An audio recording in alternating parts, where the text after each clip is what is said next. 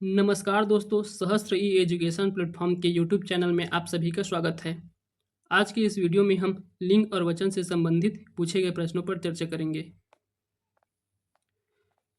Video की शुरुआत करने से पहले मैं आपको बता देता हूं कि सहस्त्र अकेदमी द्वारा सीजी टेट और शिक्षक भर्ती परीक्षा को ध्यान में रखकर इंग्लिश प्लस पेडोलॉजी का एक निःशुल्क बैच प्रारंभ किया जा रहा है, जो ऑफलाइन और ऑनलाइन दोनों मोड में होगा। यह बैच 24 मई 2024 से प्रारंभ है। इस बैच से जुड़ने हेतु रजिस्ट्रेशन करवाना अनिवार्य होगा तथा दिए गए नंबर पर आप रजिस्ट्रेशन करवा सकते हैं। और इस बैच से संबंधित अन्य जानकारी प्राप्त करने हेतु इस वीडियो के डिस्क्रिप्शन में व्हाट्सएप ग्रुप का लिंक दिया जा रहा है, उसे ज्वाइन कर ले।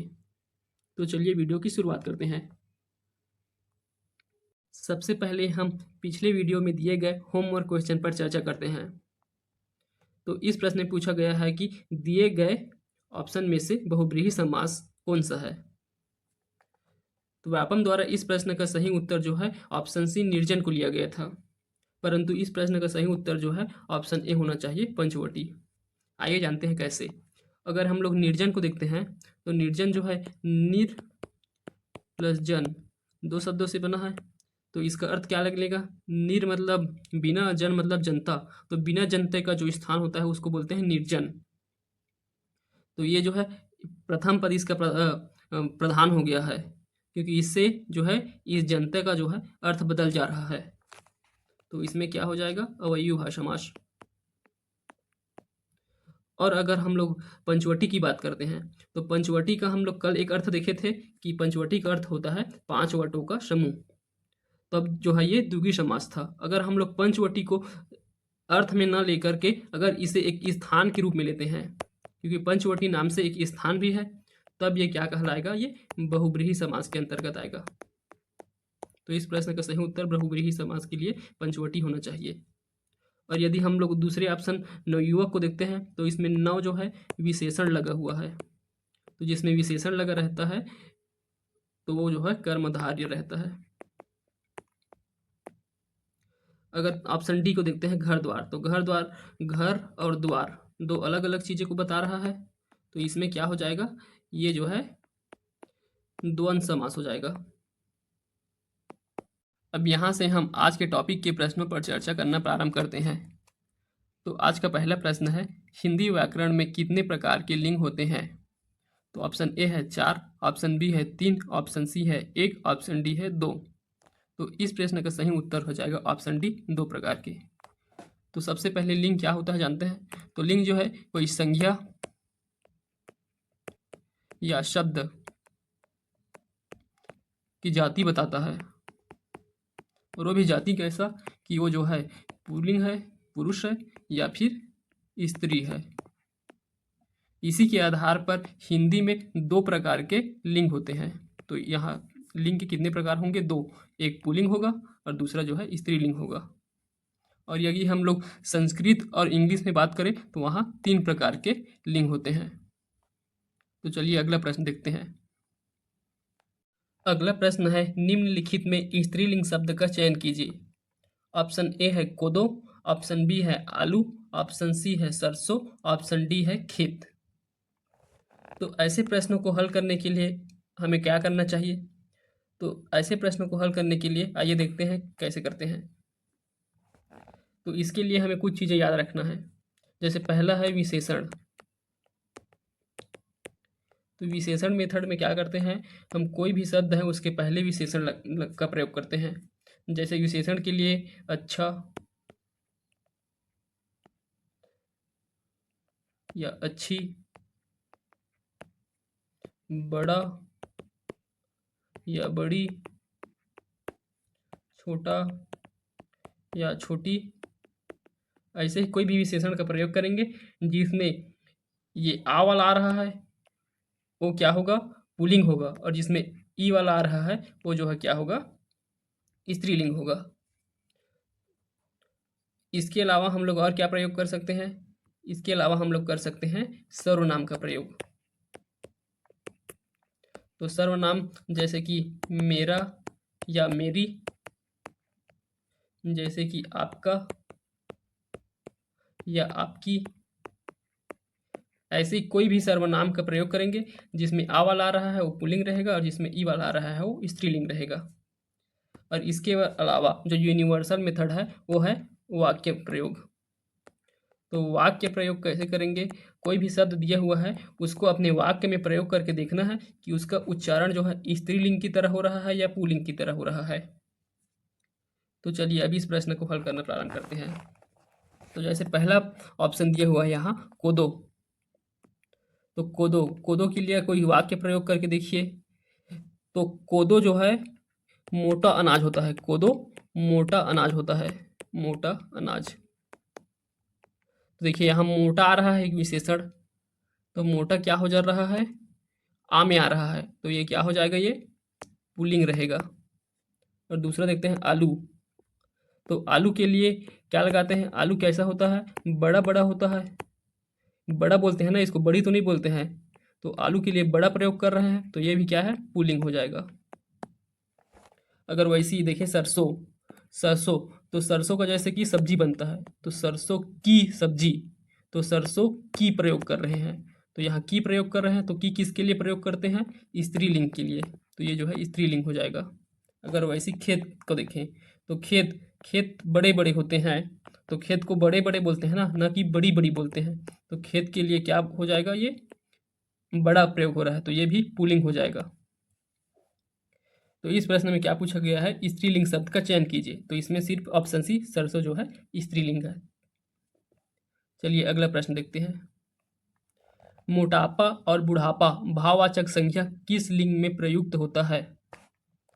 ऑप्शन ए है स्त्रीलिंग, ऑप्शन बी है पुल्लिंग, ऑप्शन सी है एक स्त्रीलिंग में और एक पुल्लिंग में, ऑप्शन डी है इनमें से कोई नहीं। तो इस प्रश्न का सही उत्तर क्या हो जाएगा? पुल्लिंग में। क्योंकि देखिए मोटापा, मोटापा में आ रहा है आक्रांत आ रहा है, परंतु सभी आने वाले चीज़ जो है पुल्लिंग नहीं होते हैं, कुछ चीज़ें नहीं होता है। परंतु यहाँ जो मोटापा है और बुढ़ापा है, तो इसमें जो मोटा है वो भी एक बड़ा वर्ड है जो पुल्लिंग को दर्शाता है, यहाँ बुढ़ापा है ये भी जो है पुल्लिंग को दर्शाता है। तो इस प्रश्न का सही उत्तर पुल्लिंग हो जाएगा। अगला प्रश्न देखते हैं। इनमें से कौन सा शब्द पुल्लिंग नहीं है? ऑप्शन ए है सभा, ऑप्शन बी है समाज, ऑप्शन सी है परिवार, ऑप्शन डी है समुदाय। तो पुल्लिंग शब्दों जो समूहवाचक रहते हैं, जितने भी समूहवाचक शब्द आते हैं वे सब जो है पुल्लिंग के अंतर्गत आते हैं। जैसे ये समुदाय भी एक समूह को दर्शा रहा है तो ये पुल्लिंग, परिवार भी एक समूह को दर्शाता है वो भी पुल्लिंग, और समाज भी एक समूह को दर्शाता है पुल्लिंग। परंतु इसमें दो अपवाद हैं। दो अपवाद कौन कौन से हैं? ये सभा और समिति, सभा और समिति। तो सभा और समिति कैसे होंगे? अगर आपने इतिहास पढ़ा होगा तो उसमें आप पढ़े होंगे कि अथर्ववेद में ये सभा और समिति को प्रजापति की दो पुत्री कहा गया है। तो पुत्री कहा गया है, इसका मतलब क्या है कि ये जो है स्त्रीलिंग है। तो इस प्रकार इस प्रश्न का सही उत्तर हो जाएगा ऑप्शन ए सभा। अगला प्रश्न देखते हैं। महान शब्द का स्त्रीलिंग क्या है? ऑप्शन ए महिमा, ऑप्शन बी महान नेत्री, ऑप्शन सी महानता, ऑप्शन डी महती। तो यहाँ महान का स्त्रीलिंग रूप बताना है, तो महान का स्त्रीलिंग होगा ऑप्शन डी महती। अगर देखिए महिमा, तो महिमा एक अलग वर्ड निकल रहता है। अगर महान नेत्री देखिए तो नेत्री जो है नेता का स्त्रीलिंग होता है। तो यहाँ महान अलग है नेत्री अलग है, तो नेत्री जो है नेता का स्त्रीलिंग होगा। फिर महानता, महानता से इसका अर्थ बदल जाएगा महान का, तो यहाँ महती, महती जो है महान का स्त्रीलिंग होगा। अगला प्रश्न देखते हैं। निम्नांकित में से कौन सा शब्द सदैव स्त्रीलिंग में ही प्रयुक्त होता है? ऑप्शन ए है बनावट, ऑप्शन बी है बुढ़ापा, ऑप्शन सी है लड़कपन, ऑप्शन डी है हिमालय। तो यहाँ देखते हैं, तो ऑप्शन बी को देखिए, ऑप्शन बी में बुढ़ापा दिया है, इसको पढ़ चुके हैं, ये क्या है? पुल्लिंग है। अगर हिमालय, तो हिमालय पर्वत है, तो पर्वतों का जो नाम है वो जो है पुल्लिंग के अंतर्गत आता है, तो ये भी जो है पुल्लिंग होगा। अगर जो है लड़कपन, तो लड़कपन भी क्या है? एक पुल्लिंग ही है, क्योंकि ये जो है भावात्मक है, भावना को दर्शा रहा है लड़कपन। अगर बनावट को देखें तो बनावट जो है स्त्रीलिंग होगा। जैसे कि अगर शब्द प्रयोग करते हैं तो इसको बनावट, बनावटी चीज़ें ऐसे ही करके प्रयोग करते हैं ना, तो इस प्रकार से इसका स्त्रीलिंग के तरह उच्चारण होता है। तो इस प्रश्न का सही उत्तर हो जाएगा बनावट, जो सदैव स्त्रीलिंग ही होता है। अगला प्रश्न देखते हैं। निम्नलिखित में पुल्लिंग शब्द है। ऑप्शन ए बुढ़ापा, ऑप्शन बी जड़ता, ऑप्शन सी घटना, ऑप्शन डी दया। तो यहाँ पुल्लिंग पूछा हुआ है। तो अभी तक हम ये तीसरा क्वेश्चन है जहाँ हम बुढ़ापा को देख लिए हैं। तो इस प्रश्न का सही उत्तर बुढ़ापा होगा और इससे पता चल रहा है कि प्रश्न जो है रिपीट होता है। और अन्य ऑप्शन को देखें, जड़ता, घटना, दया, तो ये तीनों जो है स्त्रीलिंग होगा। और स्त्रीलिंग के बारे में याद रख सकते हैं, जब कोई कोमलता वाली चीज़ होता है ना, कोमलता वाली चीज़ें, जैसे ये दया हो गया, जड़ना मतलब जननी वाली चीज़ें, किसी चीज़ को उत्पन्न करने की क्षमता स्त्री में होती है, तो ये जड़ता हो गया। ऐसी जो शब्द का प्रयोग करेंगे वो जो है स्त्रीलिंग के अंतर्गत आएगा। तो चलिए अगला प्रश्न देखते हैं। कौन सा शब्द हिरण का स्त्रीलिंग रूप है? तो हिरण के लिए स्त्रीलिंग बताना है। ऑप्शन ए दिया हुआ है हिरनी, ऑप्शन बी दिया हुआ है हिरनी, ऑप्शन सी दिया हुआ है हिरनीन, ऑप्शन डी दिया हुआ है हिरडी। तो हिरण के लिए क्या प्रयोग करते हैं स्त्रीलिंग के रूप में? तो हिरण का स्त्रीलिंग जो है हिरनी होता है। ऑप्शन ए सही रहेगा इसका आंसर। अगला प्रश्न देखते हैं। निम्नलिखित में से कौन सा शब्द पुल्लिंग नहीं है? ऑप्शन ए है हाथी, ऑप्शन बी है दही, ऑप्शन सी है मोती, ऑप्शन डी है चांदी। तो इस प्रश्न का सही उत्तर हो जाएगा ऑप्शन डी, चांदी। तो आइए देखते हैं पहले हाथी को। तो हाथी, हाथी जो है एक पुल्लिंग है। हाथी का जो स्त्रीलिंग क्या बनता है? हथनीन। अगर दही, दही तो पेय पदार्थ है, पेय पदार्थ तो सभी पेय पदार्थ जो है पुल्लिंग होता है। इसका अपवाद है चाय, कॉफी और स्याही, ये तीनों के अलावा, और शराब है, ये जो है इनके अपवाद है। बाकी जितने भी पेय पदार्थ होंगे, चाहे पानी हो या दूध हो, ये सब जो है पुल्लिंग होंगे। फिर ऑप्शन सी है मोती। तो मोती जो है एक रत्न है, तो सभी रत्न जो है पुल्लिंग होते हैं। जैसे कि पन्ना हो गया, नीलम हो गया, सभी रत्न जो है पुल्लिंग होते हैं।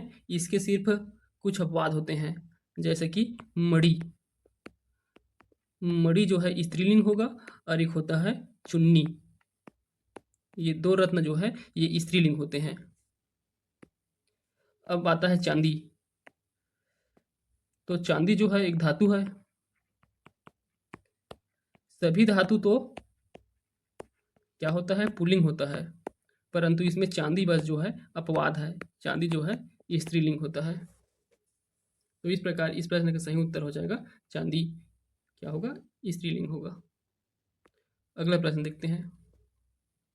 दिए गए शब्द का स्त्रीलिंग ज्ञात कीजिए।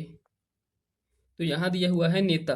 ऑप्शन है नेत्राणी, ऑप्शन बी है नेतानी, ऑप्शन सी है नेताइन, ऑप्शन डी है नेत्री। तो नेता के लिए स्त्रीलिंग का प्रयोग करते हैं नेत्री का। तो इस प्रश्न का सही आंसर हो जाएगा ऑप्शन डी, नेत्री। अगला प्रश्न देखते हैं। इनमें से किस नदी का नाम स्त्रीलिंग में प्रयुक्त होता है? ऑप्शन ए है सिंधु, ऑप्शन बी है सतलज, ऑप्शन सी है ब्रह्मपुत्र, ऑप्शन डी है नर्मदा। तो इस प्रश्न का सही उत्तर होगा ऑप्शन डी, नर्मदा नदी जो है स्त्रीलिंग के रूप में प्रयोग होता है। तो नदियों के नाम जो है ज़्यादातर किसमें प्रयोग होते हैं? स्त्रीलिंग में। सभी नदियों के स्त्रीलिंग में होंगे। इसके लिए अपवाद कुछ ये है, सिंधु, सतलज, ब्रह्मपुत्र, और इसके अलावा है सोन नदी। तो इन चारों नदी का जो है प्रयोग जो है पुल्लिंग के रूप में होता है। तो ये चारों बस पुल्लिंग है, बाकी सभी जो नदियों के नाम आएंगे वो जो है क्या रहेंगे? स्त्रीलिंग रहेंगे। अगला प्रश्न देखते हैं। निम्नलिखित प्रश्न में 4 विकल्प में से उस विकल्प का चयन करें जो दिए गए शब्द का सही स्त्रीलिंग रूप वाला विकल्प है। तो शब्द दिया हुआ है चिड़ा। तो ऑप्शन ए है चिड़ी, ऑप्शन बी है चिड़ान, ऑप्शन सी है चिड़िया, ऑप्शन डी है चिड़ी। तो इसमें चिड़ा का स्त्रीलिंग क्या हो जाएगा? तो इस प्रश्न का सही उत्तर हो जाएगा ऑप्शन सी, चिड़िया। तो चिड़ा का स्त्रीलिंग होता है चिड़िया। अगला प्रश्न देखते हैं।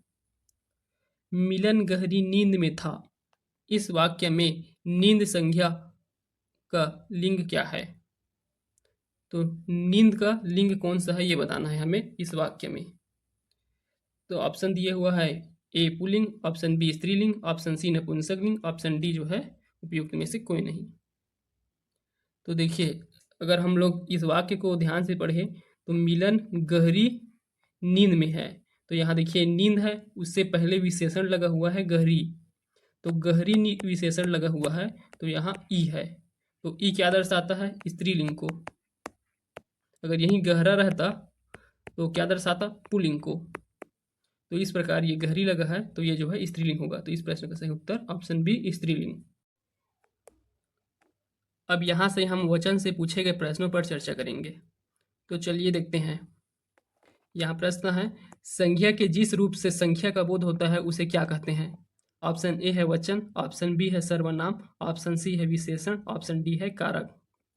तो यह प्रश्न जो है वचन के परिभाषा से आया हुआ है। तो वचन क्या होता है उसे देख लेते हैं। तो वचन जो है संज्ञा के जिस रूप से हमें संख्या का बोध होता है, तो संख्या से जिस का बोध हो रहा है वही वचन कहलाता है। तो इस प्रश्न का सही उत्तर हो जाएगा ऑप्शन ए वचन। और वचन जो है दो प्रकार के होते हैं।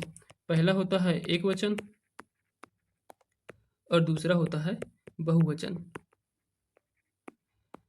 तो जिसमें हमें किसी जिस शब्द से हमें उसका एक होने का ज्ञात होता है, बोध होता है, वो जो है एक वचन होगा, और उसमें एक से अधिक का बोध होगा तो वो जो है बहुवचन होगा। तो चलिए अगला प्रश्न देखते हैं। कारखाने में कौन सा वचन है? ऑप्शन ए एक वचन, ऑप्शन बी द्विवचन, ऑप्शन सी बहुवचन, ऑप्शन डी उपयुक्त में से कोई नहीं। तो कारखाने जो है कारखाना का बहुवचन है, तो कारखाना इसमें का एक वचन रहेगा, एक को दर्शा रहा है कारखाना, और अगर उसी को कारखाने लिख देते हैं तो जो है एक से अधिक को दिखा रहा है, अर्थात वो जो है बहुवचन होगा। अगला प्रश्न देखते हैं। हमेशा बहुवचन में प्रयुक्त होने वाला शब्द है। ऑप्शन ए है सामग्री, ऑप्शन बी है अमीर, ऑप्शन सी है नारी, ऑप्शन डी है शीला। तो इस प्रश्न का सही उत्तर होगा ऑप्शन ए सामग्री। तो सामग्री कैसे होगा? तो अगर हम लोग सामग्री शब्द का प्रयोग कर रहे हैं तो सामग्री जो है किसी एक चीज को नहीं दर्शा रहा है, सामग्री से हमें एक से अधिक चीजों का बोध हो रहा है। तो सामग्री में बहुत सारी चीजें हो सकता है, तो ये क्या होगा? ये बहुवचन होगा। वैसे अगर अमीर की बात करें तो अमीर जो है कोई एक भी हो सकता है, तो अमीर इसके लिए बहुवचन के लिए अमीर जन का प्रयोग करेंगे या अमीर वर्ग का प्रयोग करेंगे, अगर उस वर्ग को दिखाना है तो। और नारी, अगर नारी के लिए अगर बहुवचन प्रयोग करना है तो नारी के लिए हो जाता है नारिया। अगर शीला मतलब होता है पत्थर, अब पत्थर शीला के लिए करना है तो हो जाता है शीलाएं, इसका बहुवचन। तो यहाँ जो दिया हुआ है ऑप्शन में उसके अनुसार जो सामग्री है वो हमेशा बहुवचन में प्रयोग होता है, सामग्री। अगला प्रश्न देखते हैं। दिए गए शब्द का बहुवचन ज्ञात कीजिए। तो यहाँ शब्द दिया हुआ है आंसू, तो आंसू का बहुवचन क्या होगा? आंसू, आंसुए या आंसू, ऑप्शन डी आंसुओं। तो यहाँ शब्द है आंसू, तो आंसू के लिए बहुवचन शब्द नहीं होता है, आंसू खुद एक बहुवचन शब्द है और यही जो है एक वचन भी शब्द है। तो आंसू का एक ही रूप होता है, बहुवचन में भी एक वचन में भी। तो इस प्रश्न का सही उत्तर हो जाएगा ऑप्शन ए आंसू। अगला प्रश्न देखते हैं। दिए गए शब्द का बहुवचन ज्ञात कीजिए। शब्द दिया हुआ है आप, ऑप्शन ए है हम, ऑप्शन बी है वे, ऑप्शन सी है तुम, ऑप्शन डी है आप लोग। तो इसका सही उत्तर हो जाएगा ऑप्शन डी आप लोग। तो हम लोग आप है, आप किसी एक को बोल रहे हैं, अगर आप लोग प्रयोग कर रहे हैं तो जितने भी वहाँ पास में रहेंगे लोग उनसे संबंधित, तो उनके लिए सभी के लिए उच्चारण होता है। तो ये जो क्या हो जाएगा? ये बहुवचन हो जाएगा। अगर हम कहें तो हम जो है अकेला खुद में वो बहुवचन है, वे भी बहुवचन है और तुम भी बहुवचन है, परंतु ये सब जो है अलग से अपने खुद का बहुवचन है, न कि आपका। चलिए अगला प्रश्न देखते हैं। रिक्त स्थान के लिए बहुवचन शब्द का सबसे अच्छा विकल्प है। हमने रास्ते पर बहुत से खाली स्थान देखे। ऑप्शन ए गधा, ऑप्शन बी गधे, ऑप्शन सी गधाओं, ऑप्शन डी गधों। तो हमें इस प्रश्न में जो वाक्य दिया हुआ है उसके खाली स्थान में कौन सा शब्द आएगा उसे बताना है। और इसमें कहा गया है बहुवचन शब्द का प्रयोग करना है। तो अगर हम लोग ध्यान से देखें किसको, वाक्य को, तो वाक्य में क्या लिखा है, हमने रास्ते पर बहुत से खाली स्थान देखे। तो हमने एक बहुवचन है तो इसके साथ भी बहुवचन प्रयोग करेंगे। तो अगर ऑप्शन एक गधा को देखते हैं तो गधा एक वचन है, तो एक वचन है तो इसका प्रयोग नहीं करेंगे। गधे, गधे जो है बहुवचन है गधा का, तो गधे का प्रयोग कर सकते हैं। उसके बाद है गधाओं, तो ये जो है गलत बहुवचन है, ऐसा नहीं बनता है। उसके बाद है गधों, तो ये भी गलत है। तो इस प्रश्न का सही उत्तर हो जाएगा गधे। तो यहाँ गधे फिल करेंगे हम खाली स्थान में। अगला प्रश्न देखते हैं। दिए गए शब्द का बहुवचन ज्ञात कीजिए। शब्द दिया हुआ है तिथि। ऑप्शन ए है तिथियों, ऑप्शन बी है तिथियों, ऑप्शन सी है तिथियां, ऑप्शन डी इनमें से कोई नहीं। तो इस प्रश्न का सही उत्तर क्या हो जाएगा, तिथि के लिए बहुवचन तिथियां, तो ये हो जाएगा ऑप्शन सी तिथियां। अब आगे देखते हैं। तो आज के इस टॉपिक में हमने यहाँ तक के प्रश्न देख लिए। अब ये जो अंतिम प्रश्न है वो आपके होमवर्क के लिए है। इसका उत्तर आपको कमेंट बॉक्स में देना है। धन्यवाद।